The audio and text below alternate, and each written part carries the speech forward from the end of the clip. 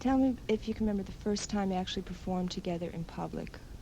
One of the first things we did was a TV show before Edgar even played anything. I think I was about nine or 10, and Edgar's 3 years younger. And we were on a talent show for a local Beaumont station, KBNT, a UHF channel. And I think it was the first time that that might have played been together. And I know it was one of the first times. We won a $71 watch, and I traded Edgar my old clarinet for his half of the watch. I remember that. You must have played some instrument, Edgar. What'd you play? I was just singing then. Just singing? Oh, yeah? That was right before, and then Edgar, I was playing ukulele, and both of us were singing harmony, Everly Brothers type songs and things like that. And just a few months later, then Edgar learned how to play uke too, and we had a Broke out of two Beaumont. uke and two voice group there. We really started out together, like Johnny said. And at first I didn't even play and just sung, and then I picked up the ukulele. Then we just added a drummer, and we had like just 3 of us for a while, and we really didn't do too much then. We just played for our friends' birthday parties, and after the basketball game, school dances, and stuff like that. And as we got older, Church social. yeah, Yes, yeah, of we course. played for the church. Anybody would let us play, really. Yeah, we didn't care anyway. In our first club job, we got we had 4 pieces then, and things were starting to change on the music scene. Electric basses were starting to come out, and I was starting to play piano around that time. And, How old were you then? about 11. Yeah. About 10 or 11. Tom's Fish Camp was the first club that we worked, and we made $8 a man there. I remember sometimes we Yeah, made $8 a man. If they didn't have enough people, then they'd give us 6 or 5 or whatever they could. Our folks never would let us play at nightclubs for a long time. Well, the first big deal is they wouldn't let us take money, probably because they figured we weren't good enough to be asking for it. So they wouldn't let us take it. I think we made $2 for playing at somebody's party. We made $2 a piece, and we had to give it back. And I was so peed off about that. I figured, this is ridiculous, This beats taking out the garbage and cutting grass. Yeah. So finally, Daddy let us take money. He still wouldn't let us play in clubs, and our drummer's Daddy was a kind of a hellraiser, and he liked to go out and drink and have a good time. And so he told Daddy he would take care of us. Yeah, he was taking great care of us, all right. But so Daddy said, okay, if he's going to take care of y'all and watch you, that's okay. So he'd take us to jobs and leave us off and go out and start drinking Lone Star beer and having a good time. He didn't care what we did, but it sounded good. So he would, he'd take us out there and watch over us a little and bring us home after the end of the gigs. And it looked nice. That's my boy up there playing in the band. When I was 11, just the whole idea of being in a nightclub was just really exciting, even though it was nothing. Old sawdust on the floor and tables and old, folding chairs. I mean, there was nothing to it, but it seemed really like the greatest thing in the world. I mean, He's you still like playing in it. I like them. I love little nasty clubs. So where'd you go after Tom's Fish Camp? What other places did you play? Yeah, we played there for a long time. That's what we kind of broke in our band there. Edgar went from playing 4-string guitar, tenor guitar, to piano, because every time we needed another instrument, Edgar would learn how to play it. If the drummer would quit, Edgar would learn how to play drums. And if the only time we had trouble when we first broke up was when Edgar decided he wanted to be a horn player, and I hated horns. I didn't like horns, and that's when Edgar first quit my band. It'd always been my band with Edgar playing. Edgar started playing sax, and I said, "No, you can't play that." He said, "Oh, I get my own band, quit then." You can't do that. He just started playing sax, and he found these friends of his. Nobody could play anything. He just taught them all how to play, and while he was learning how to play horn himself, and then I was stuck having to find a new everything. Edgar played most other instruments, and that's when I think when we first broke up. Tell me something about what it was like playing in those clubs in those days. We didn't really have any money, and we were just having a good time. We didn't really take anything except our music that seriously. We were young, and we were just having a good time. It's one of the first times that we'd left home and just decided, well, we're just going to travel wherever we can work and try to do whatever we can to be successful. And we started out with just 4 guys in I think about a 61 Chevrolet pulling a U-Haul trailer, and we did it for several years and ended up with wives and kids and the whole thing. And that's what we finally settled down and moved to Houston because there were too many of us to keep on the road. And we figured, well, we'll just settle down here and find us a nice studio and make hit records now. And it wasn't quite that easy. Well, our car broke down too, and nobody wanted to buy a car, so there wasn't any way to get to the next job. Nobody could really afford it, and we all knew that whoever bought the car, unless we went in collectively as a band, that it was going to get ruined pulling the trailer, because a car doesn't last very long when you're pulling a big U-Haul trailer like that. We couldn't even afford a trailer. We had to keep paying all this money on our U-Haul, and we could have bought 2 or 3 real nice trailers for all the rent that we paid. And we really never got far enough ahead money-wise to buy anything that most bands have, like a PA set. We kind of had a homemade PA set, U-Haul trailers and old cars. But it was all exciting and fun. You know, it wasn't at all boring. Everything was new. You know, you could go to Birmingham, Alabama, and wow, Birmingham, far out. Because when you come from Beaumont, everything is exciting. Yeah, that's for sure. And there's no way to go down from Beaumont. All right, you were telling me about those clubs back in Texas, and I assume you weren't just in Texas. You traveled. You said the Southern Club Circuit. What kind of states did they cover? Where'd you go? Louisiana, with Shreveport, Bossier City, part of New Orleans, Florida, Pensacola, Alabama, Georgia. Boy. Yeah, Birmingham, Savannah, Atlanta.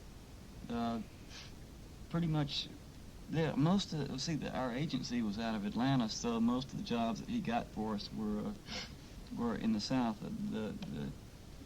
What we were always trying to do, our big goal, except for getting a hit record, that was our main thing. But when we were on the road, we weren't recording very much, so the main thing was to either play the telephone booth or the wagon wheel in New York City. Well, those were clubs where unknown road bands worked. You know, I'm not even sure exactly where they were because we never made it to either one of them. We kept trying, you know, and we'd send tapes. And finally, when I was working with B.J. Thomas, we played a couple of gigs in Connecticut, and we're doing some recording in New York. And I finally went to the Wagon Wheel, and it was a regular old horrible club. Like Yeah. it could be anywhere else, you know. But But it was in exciting New York. just going in there, you know. It was Right. the first time I'd ever been to New York working. You know, I played with B.J. Thomas for about a month. They didn't give musicians any room at all to be creative, and really that's my definition of people have asked me a lot of times what is, quote, making it. And my definition of making it, even though I don't know if anybody ever really reaches this, is the point where instead of when you work these clubs, you're working for them. You come there to play what they want to hear. And to me, making it is when you come there to play and they come to hear what you want to play instead of you coming there to work for them. They come to listen to you. But it never seems to quite get to that point. You always have to take the audience into consideration. But in those days, it wasn't just taken in consideration. They didn't take the band into consideration at all. You just had to, you know, you were like you know, bus boy, waitress, anybody else. You just had to do exactly what they wanted you to do, or you didn't have a job, and if you got a family, your wife and kids that you got to support, it's pretty hard to say later for you, we're going to do what we want and be creative, because you'll be starving. And for a long time, we couldn't afford to. We'd have to give in a little, just a little bit. We'd have bartenders that had the PA set controls back there, and if they couldn't hear the people ordering their drinks, they'd just turn their mics way down, you know, and being kind of a violent person, I didn't like that very much. And when we got into the long hair thing, when that first started coming out, is when we really got fired a lot of times, because I can see where the club owners were right in a way, because we checked it out. We first started growing our hair long just as a goof, because it was funny. You know, the Beatles looked weird and strange to us, so we figured, well, okay, Edgar was the first one, and he grew his hair long. I mean, that length, Beatles length. At Yeah, that time. which wasn't long at all. It was like a crew cut nowadays. But we'd play the same kind of music. I remember this one club in Bossier City we played at. We were the biggest thing in Bossier City. We were outdrawing everybody. We were playing good old soul music, James Brown, Wilson Pickett, Otis Redding, Bayou Blue Bland, everything that everybody wanted to hear. And then we went away for just a couple of months. And during this couple of months, Edgar grew his hair out just a little bit, you know, like it wasn't even over his ears or anything. But so just sort of hung down. And we looked real strange. We had black turtlenecks and kind of iridescent bluish gold collarless suits, and that was real strange in those days. And we came back to the same club 2 months later. No, it was a different club in this about a block away from the club where we were so huge at. The same place, same town, playing the same songs 2 months later, and people stayed away in droves. And we checked it out. One night we could wear our black ties and white shirts and comb our hair back, you know, up in a big pompadour, and people, we'd have a full house at the end of the night. And if we played the same stuff the next night and wore our turtlenecks and our collarless coats and our hair down, as soon as they'd walk in, they'd just look, what is this hippie stuff? And they'd walk right out. And then the night there'd be nobody there but us and the waitresses and the bartenders, and they would have left if they could have gotten away with it. The club owner would have gone. I mean, he just said, you all have to wear black ties and white shirts and your hair back and quit doing this. And after trying it a few times and realizing he was really right, that people wouldn't stay to see us if we looked that way, I got real frustrated and crazy, and that sometimes I'd just say, okay, we've got to do it to make the money, and sometimes I'd just flip out and say, no, we're not going to do this. I won't go anywhere. Forget it. Hang it up. Tell me about when you were in bands together back on that circuit. Can't remember any particular stories about that happened. It was just everybody was looking for, you know, something unusual, a gimmick. You know, all the clubs wanted, you know, something that would distinguish them from the others. We played this one club called the Act 3, I know I told you about before, and their gimmick was directly behind the band. There was like this big picture window, and there were some elevated cages there, and the Go-Go Girls danced behind the band in this window, and it faced a really busy intersection, so that people driving by, you know, would look over and, wow, Go-Go Girls in the window. And there would be a big accident. But it got a lot of notoriety for the club. I can imagine. Because, you know, there'd always be, you know, some action going on there at the Act 3. And so then when we went out on the road, our gimmick was, well, we were It and Them. That was our name at first. And people would always ask me if I was It, say, no, I'm one of them. But then they had this English group called Them that came out, so we changed our name to the Black Plague, which was Johnny's idea. And we were growing long hair then, and we all wore black stuff, black turtlenecks, and, you know, everything black. Evil, bad. Evil, yeah. The Act 3, though, was, in those days, it seemed like, even though the clubs wanted something different, they didn't really want the bands to be that different. I mean, the club owner would tell you, in a lot of cases, they would just say, each week, they'd say, you have to learn this song, this song, this song. They would give us tunes that we had to play, and the club owners would go around and talk to the different customers and find out what they wanted to hear, and they would just pretty much tell you what to play, how long to play, how loud to play, and I never liked that, so we got in a lot of hassles. In fact, the bass player, when I made it, the bass player Ike couldn't believe it. He said, "Johnny will never make it because he keeps fighting with all these people. He never does what they tell him to do." And I kept saying, "Yeah, but Ike, look, if you do what everybody tells you to do, then you're just going to be there doing nothing." And he said, "No, but you've got to bend with them." And I would just say, "Later for you, and we're not going to do it." We just, refused. We got fired. Yeah, we got fired a lot. Plenty of places, Just for looking weird or not playing the right songs. This one club that I played, just to give you an example, an extreme example of what Johnny's talking about, this guy had a telephone on the bandstand, and Van's Ballroom was the name of the place, and Van would, he'd sit back there in the office, and he'd listen, and if he heard a song that he didn't like, he'd pick up his phone, and call the band, and on somebody the would stage? pick up, they'd pick up, and he'd cut that song right now, I mean, there was not, if you didn't, then, you'd get fined or something like that. Some of your pay garnished.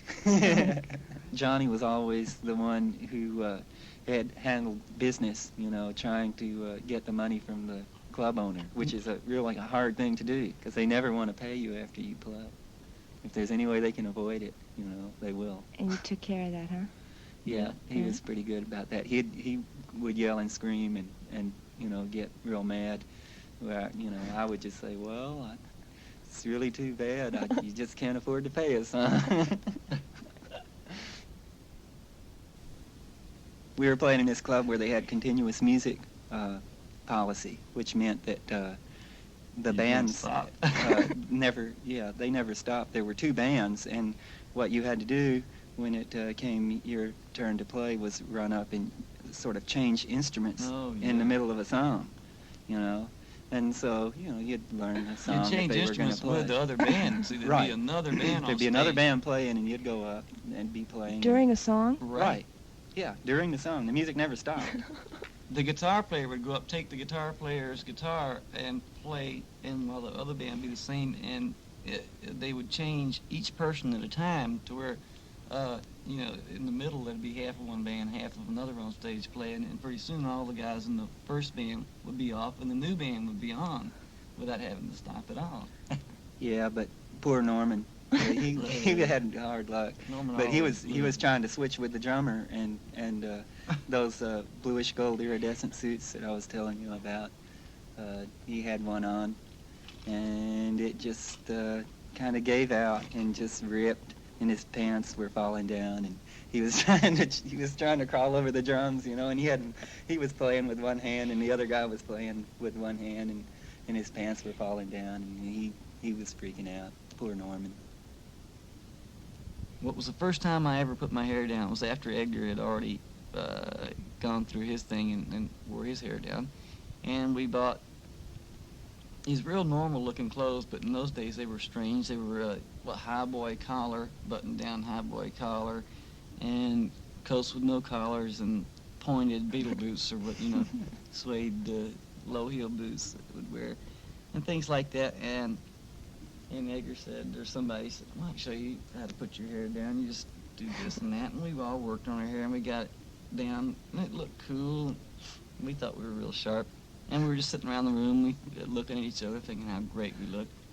And this was when the Beatles had first come out. The Rolling Stones had just barely been heard of, right? So we decided we were hungry. And we were in Atlanta at this point, right out. Oh, I know the one you're going to Yeah, by the Atlanta the airport. airport. And we decided we were hungry, we'd get something to eat, and the airport was the closest place that stayed open all night. And so we got all dressed up, cool, with our hair down. The first night I'd ever worn my hair down, and I was loving it. We were all giggling and laughing because it looked funny to us, too. And we went to the airport. And as soon as we got in, somebody came running up to us and said, "Welcome to the United States. Welcome. We're so glad to see you." And I said, "Oh, thanks." Yeah. Well, of course, we all talk like this. We all just come from Texas, and we had real strong accents, and it sure didn't sound English at all. I said, "Oh, thanks a lot. Nice to be here and everything." They said, "Boy, we saw y'all on Ed Sullivan last week." I said, "No, I don't think so. I don't think y'all saw us." "Oh, yes, we did. Yeah, we saw you on Ed Sullivan. The kids loved you. Can I have your autograph?" And so we all signed our real names, and everybody was. We didn't know what was happening at first, and then we realized that it might be hard for you to understand, but at this point, nobody really knew the Beatles' names. They didn't know what the Beatles looked like. All they knew was that there was a group from England called the Beatles that had long hair, and they knew we were with the Beatles, the Rolling Stones, and We had to be some English group. nobody Just- ever asked us what our names were. I mean, what the name of the band was, because they were too embarrassed. They knew we were huge, and they didn't want to say, "Well, who are you guys?" Which ones are you? And so he said, "Well, you can have some." We got to meet the administrator of the airport, and said, "We're hungry." "Oh, well, it's all on us." Went to the coffee shop, got free food, signed millions of autographs. And about this time, after we'd already eaten, At least it's nice to know they'll mean something. Someday. Yeah, someday. Right, now they- those people, they're probably now throwing them away a long Yeah. time ago. But maybe they'll regret it. I wanted to get out of there because I didn't, we didn't want to lie. So what are you doing in town? Oh, we we're never had working to here. lie. We didn't lie at all.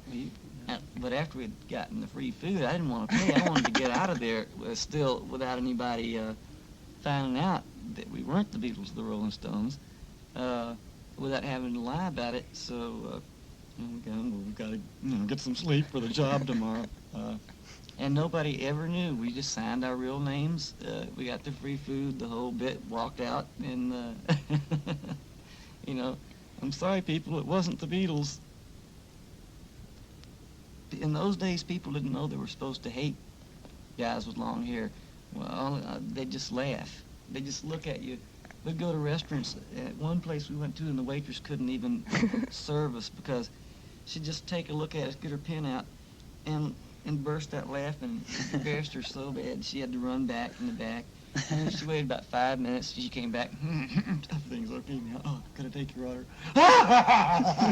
And she ran away again. They finally had to get somebody else, that could. I mean, really, it was that absurd. We went to a movie theater in Pensacola, and everybody stood up and applauded when we walked in. I remember that. That was great. Oh, we walked I in. mean, just a wide- standing Like that one, ovation right? in this movie Standing theater. ovation. Everybody stood up and clapped and laughed. And the day after, our drummer cut all his hair off because he was real straight and Couldn't he take it. couldn't stand it. No, I think the thing that made him cut his hair was we were still in Atlanta and we were walking from the motel to the cafeteria, and Norman, our drummer, was carrying his laundry in one hand, and he had a couple of cameras around his neck, and this bus driver looked at him and started pointing out the window and freaking out and laughing, and the bus driver was laughing so hard he had to pull the bus over to the corner and just stop the bus, and Norman was completely going nuts. I mean, you're going to have to bleep all this, but he was screaming screaming, jumping up and down, giving the guy the finger, screaming, "You son of a you just you and everybody on your bus." And he just threw his laundry down, went home and cut all his hair off. He couldn't handle it. He said, "I don't care. I don't care how much money we're making. We're not making nothing. I don't care how much we're gonna make. I can't stand it any longer." How'd you pick the songs that are on the album? No, we got them mostly from, it was a kind of a nostalgia trip. Most of the songs, if you'd have gone to hear us when we were doing our southern bar hopping thing about 66, any given night you could come hear us and we'd be playing pretty much these songs. We just tried to remember some of the songs that we used to have fun doing. They're not all from the same period, but we were doing them. Like we'd have a song that we liked, we might do for 5 or 6 years if people liked it for that long.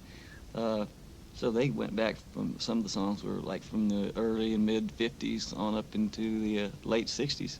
Yeah, also, one of the things that I thought about in the selection of the material was trying to remember songs that we had done a long time ago, and most of those songs were duo-type songs, uh, like the Righteous Brothers, You Lost That Loving Feeling, and Let the Good Times Roll, Shirley and Lee,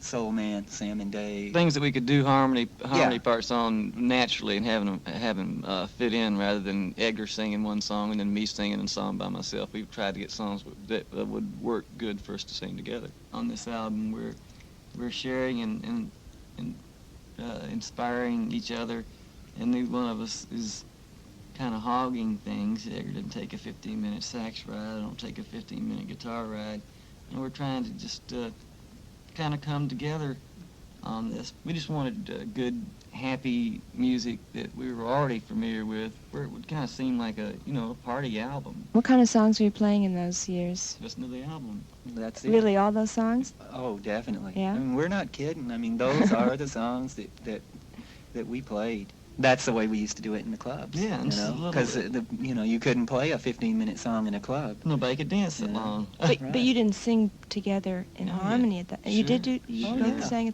in those times? Sure, we did. We do these songs on the record just about the way we did them. I mean, so close that you wouldn't. If I had some old tapes of of some of our bands, you would hear some of those songs, sounding almost exactly the same way.